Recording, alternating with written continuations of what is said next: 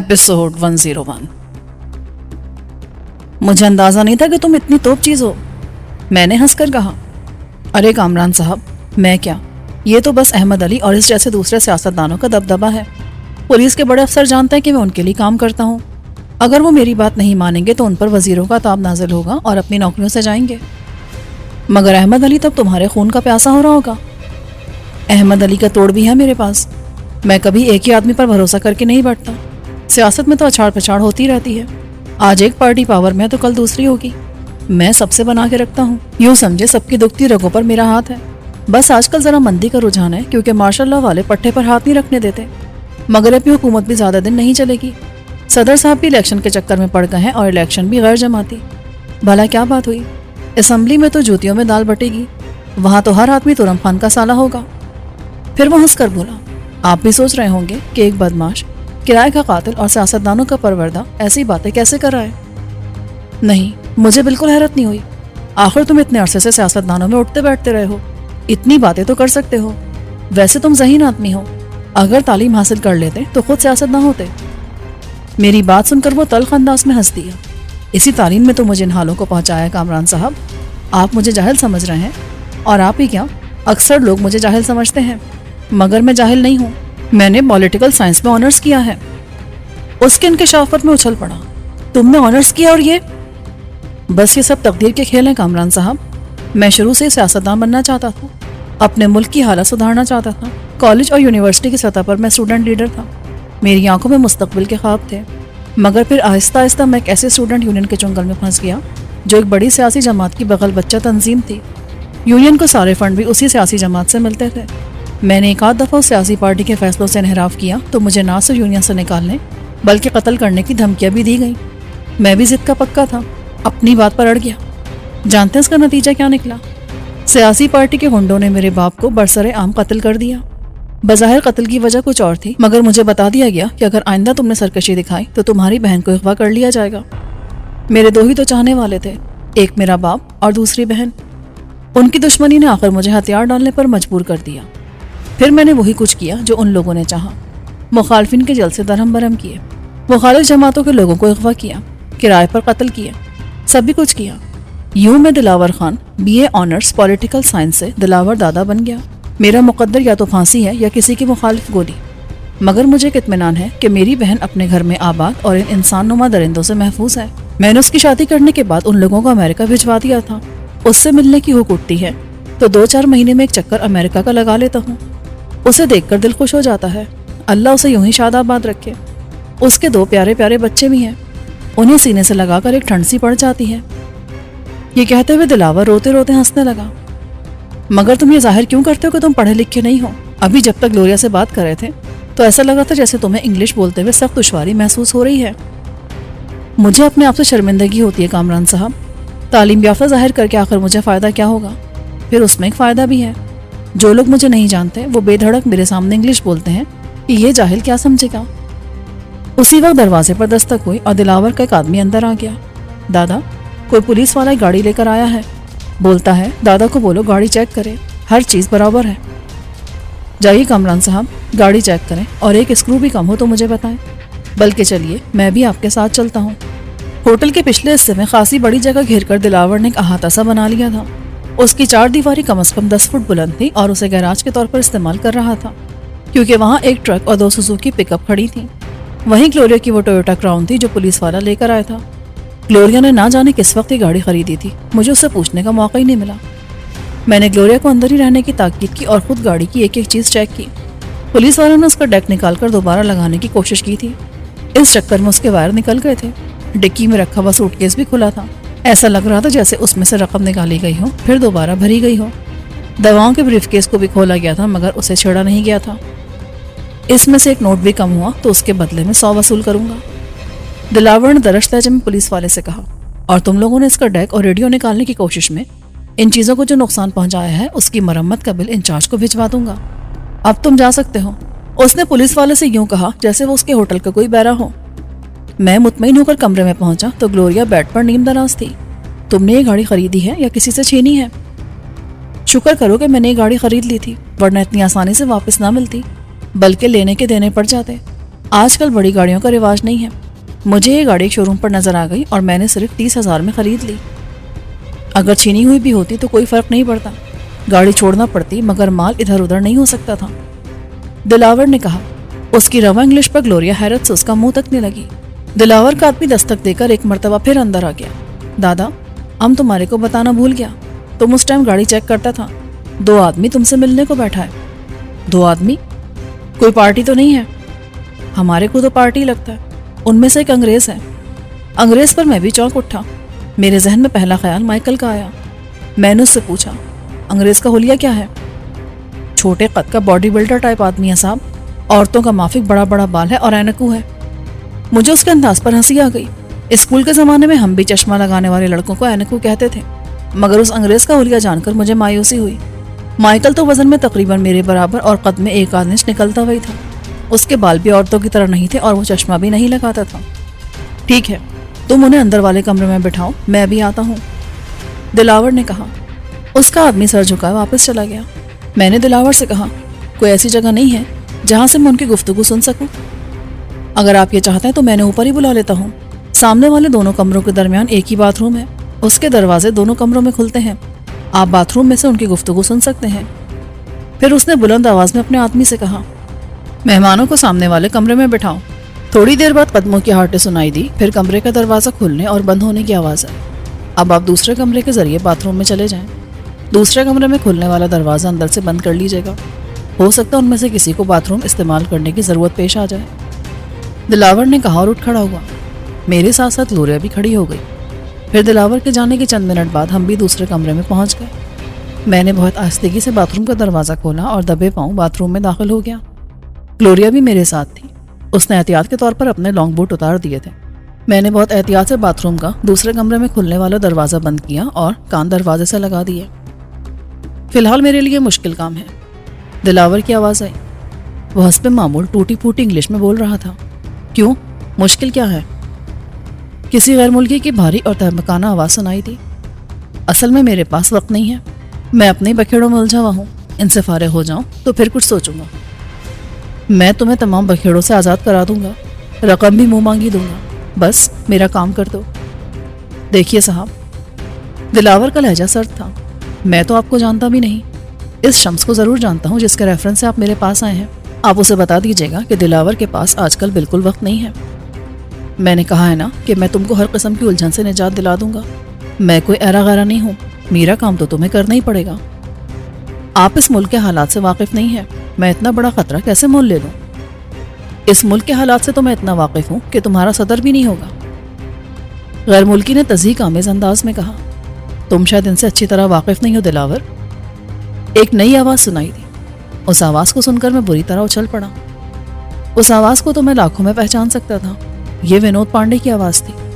وہ دلاور سے کہہ رہا تھا، اب تم سے کیا چھپانا؟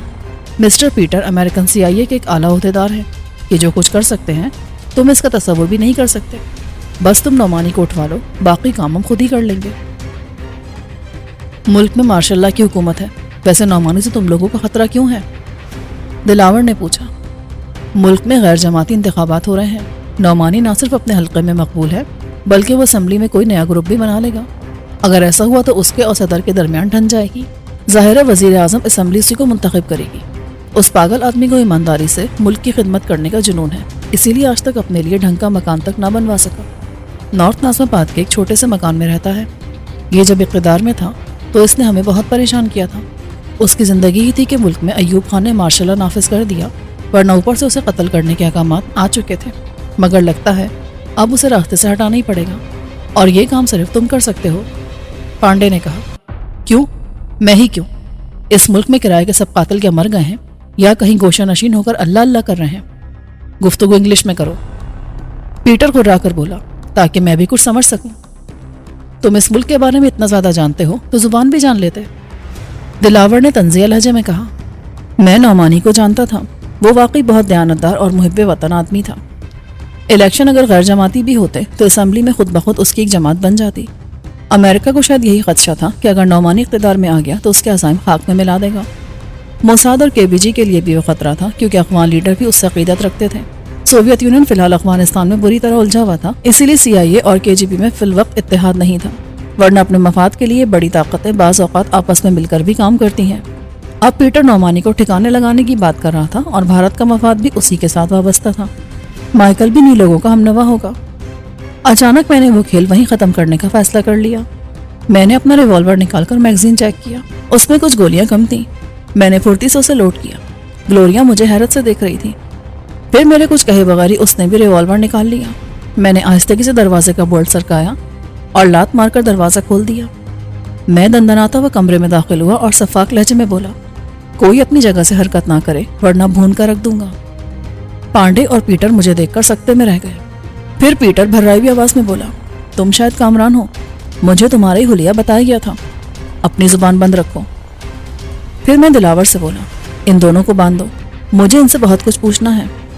मैं अगर 1 घंटे में वापस ना पहुंचा तो मेरा सिफारत खाना एक हंगामा खड़ा कर देगा। ना मैं तुमसे डरता हूँ ना ही तुम्हारे सिफारत खाने से।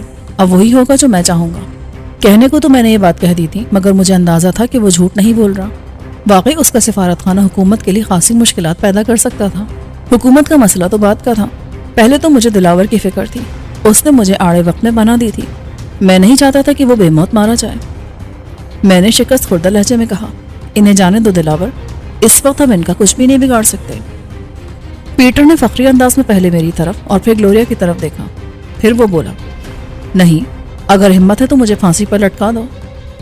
ऐसी बातें मत कर हरामजादे कि मैं सब कुछ भूल जाऊं। तो शायद अभी पूरी तरह मुझे जानता नहीं है। अगर नहीं जानता तो पांडे से पूछ, मैंने इसी के मुल्क में रहकर इसे नाको चने चबवा दिए थे। पांडे मुझे क्या बताएगा?